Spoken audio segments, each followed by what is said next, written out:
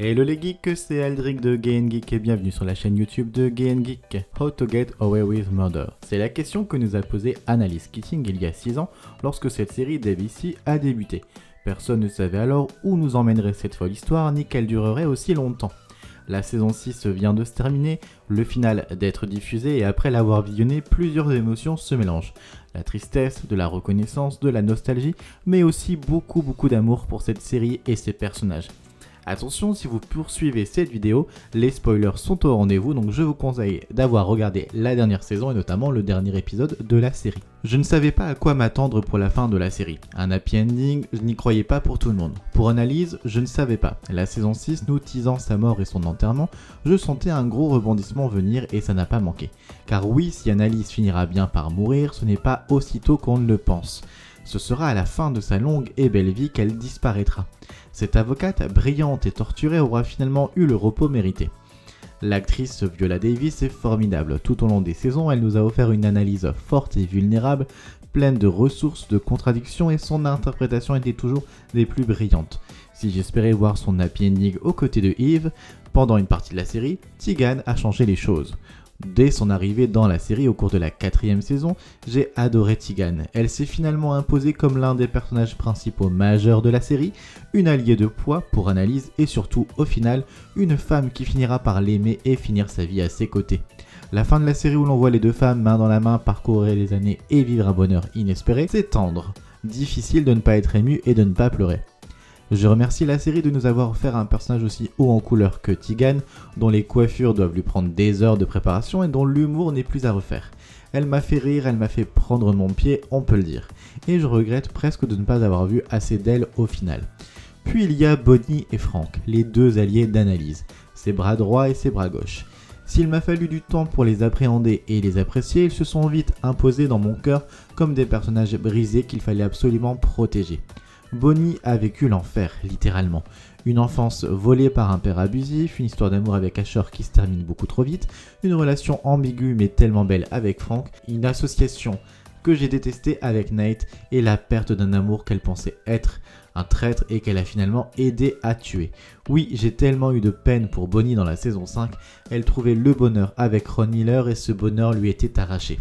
J'ai trouvé les scénaristes tellement cruels avec elle. Comment avait-elle pouvoir se remettre de cela? Bonnie a passé des années à survivre. Sa relation avec Annalise, emplie d'amour, de jalousie, de possessivité, voire de haine, l'a fait grandir.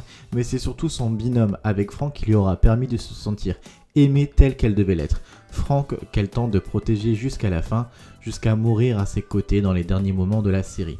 Cette double mort m'a bouleversé, mais pouvait-il en être autrement?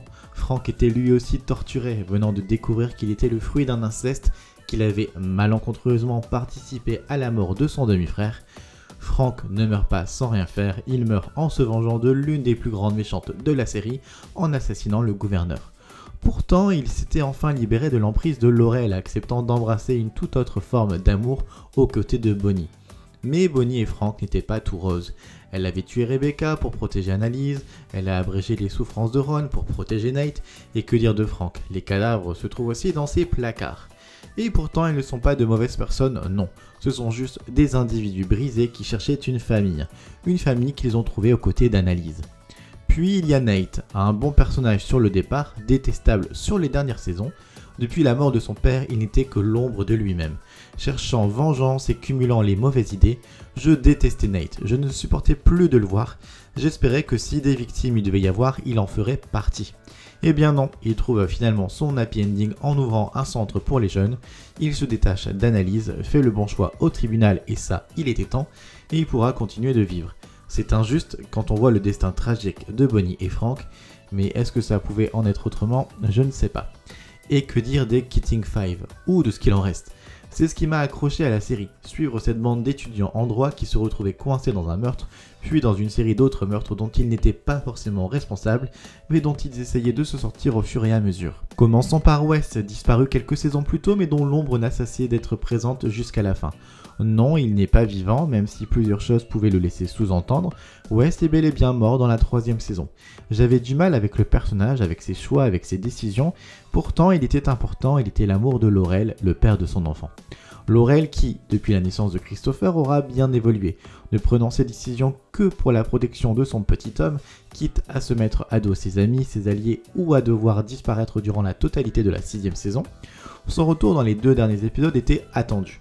Laurel qui finalement sans le vouloir est au centre de tout, n'est-ce pas sa famille, les Castillo, qui ont fait vivre un enfer à ses amis et à ses proches, son père, son frère, ils sont responsables de la mort de Wes, de la vendetta contre Annalise, menée aux côtés du gouverneur, d'Anna Keating ou encore du FBI. Sans Laurel, tout n'aurait-il pas été différent ? Laurel s'en sort finalement pas mal avec un accord lui permettant la liberté surveillée. Elle pourra élever Christopher, aura finalement fait le bon choix au tribunal, défendu Annalise et nul doute qu'elle est restée dans sa vie. Christopher va grandir en gardant Annalise comme mentor jusqu'à faire le même métier qu'elle à la fin. La boucle est bouclée. Asher n'aura pas de happy ending, il aura voulu bien faire en protégeant sa famille et sera devenu la top du FBI. Tout se retournera contre lui et il deviendra l'une des nombreuses victimes collatérales de ce bordel. C'est triste, j'aimais énormément Asher, vraiment profondément. Il me faisait rire et il était cette glue dont le groupe avait besoin. J'aurais bien aimé le voir épouser Michaela comme il le souhaitait, mais il n'en sera rien. Il aura trahi ses amis qui lui auront pardonné et Asher n'est plus. Il reste Connor et Michaela, mes 2 préférés depuis le début. Ils ont construit ces 2-là une relation unique comptant l'un sur l'autre dès le départ. Cette belle amitié nous aura apporté de jolies choses, ils étaient vraiment prêts beaucoup l'un pour l'autre, quand ils se retrouvent par exemple coincés par le FBI et qu'ils n'accepteront pas d'accord l'un sans l'autre. C'était beau et c'était digne de ces 2 personnages. Mais finalement, s'ils pouvaient avoir l'un et l'autre une forme de happy ending, c'était pas ensemble. Michaela finit par négocier un meilleur accord, pas de prison pour elle. Michaela, c'est cette femme forte qui a toujours eu de grandes ambitions, de grands rêves, qui veut réussir et qui est prête à tout pour réussir. Elle se persuade qu'elle n'a besoin de personne et c'est sans doute un peu vrai. Elle va devenir juge au final devant ses filles, on le voit à la fin de l'épisode. Et n'était-ce pas là tout ce qu'elle souhaitait ? Mais elle aura tellement perdu en route. Elle aura perdu l'amour avec Asher, mais aussi ses amis, Laurel, puis Oliver et donc Connor. La fin de la série reste assez floue. Lorsque Connor va finalement purger une peine de 5 ans, la jeune femme est anéantie et seule. Réalise-t-elle alors que le succès a un prix et qu'elle n'était finalement pas prête à le payer ? Elle sera, quoi qu'il en soit, la seule à ne pas être présente aux funérailles d'Annalise des années plus tard, ce qui est logique. Je ne pense pas que Michaela lui ait pardonné quoi que ce soit, mais j'aime imaginer qu'elle et Connor se sont retrouvés et qu'ils aient gardé contact. Connor qui aura l'une des plus belles évolutions durant la série, mais aussi l'une des plus belles relations amoureuses que j'ai pu voir à l'écran. Connor et Oliver, c'est l'un des plus beaux couples de la télévision. Une histoire d'amour tellement bien traitée, leur mariage était émouvant, voir Oliver chanter pour lui son All of Me m'a fait fondre, et comme lui dit Connor à la fin, tu m'as appris ce que c'est que d'aimer. Tout est dit. Connor aurait pu s'en sortir sans prison, mais non, il devait se purger une peine de 5 ans. Sa culpabilité le rongeait depuis des années, et Oliver va comprendre que son époux a besoin de ça pour avancer.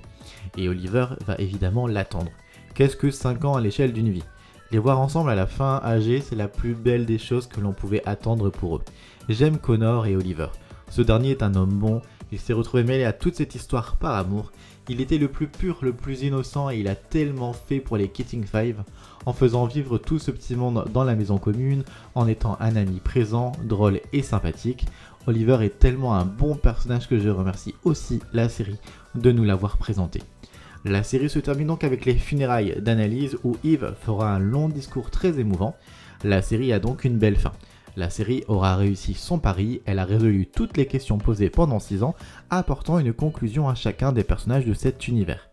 Le soir même, après avoir visionné cet épisode, je me sentais pas vraiment bien. J'étais triste, ému, je me refaisais tout ça dans ma tête, mais est-ce une bonne fin ? Ont-ils eu ce qu'ils méritaient ?